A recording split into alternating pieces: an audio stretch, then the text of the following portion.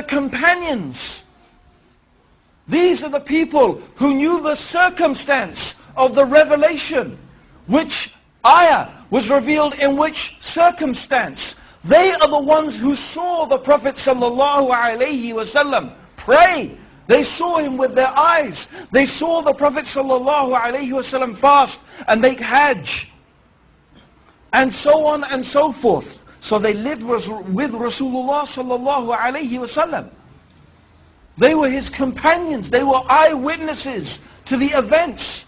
They would sit and learn directly from Rasulullah ﷺ about the deen. So who could know better about Islam than his companions? It is absolutely logical that the people who would know best about this religion are the people who studied from the messenger to whom this religion was revealed. This is from aql. This is from logic. Actually, this is also the main reason why when I first became Muslim, I could never become Shia. I could never have become a Shia. Because when I first became Muslim, in fact, at the time, the Iranian Revolution was very strong.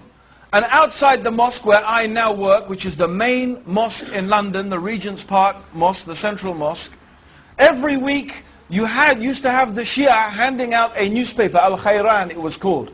And we used to read it avidly. And we used to follow this slogan, no East, no West, Islam is the best, and all that type of stuff. Okay? And you know, Khomeini for many people was a big hero, because it seemed as if he had shown to the world that once again we could implement Islam and have an Islamic state as we thought. But so I began to study Shiism and what it was teaching and what it was saying. And the big conflict I came was the attitude of the Shia towards the Sahaba. Now many of you may know, and some of you may not, that the Shia, first of all, they are a very small minority amongst the Muslims. They are only 15%. 85% of Muslims are Sunnis. Walhamdulillah. The Shia only constitute about 15%. So they are a small minority. However, their claim is, amongst the many things that they say, is that the majority of the companions of the Prophet apostatized from Islam after the death of Rasulullah sallallahu alaihi wasallam. Particularly the three taghuts, who they call, a'udhu billah, the three taghuts, Abu Bakr, Umar and Uthman. They call them the three taghuts, which means, taghut means a false god. Something that anything that is worshipped besides Allah is a false god. And it could mean an unjust ruler who rules according to other than the guidance of Islam. He is a taghut. So they call them the three taghuts, because they claim that Abu Bakr and Umar and Ali, may Allah subhanahu wa ta'ala be pleased with them, usurped and deprived Ali of the rightful inheritance of being the successor of Rasulullah sallallahu alayhi wasallam. And of course most of the companions agreed with that, so they also claimed that most of the companions apostatized from Islam. But I thought, this is incredible. How is it that Allah chose to be the companions of the messenger, a group of people who after his death apostatized from his religion? And these are the people who spent all of their life with Rasulullah sallallahu alaihi wasallam.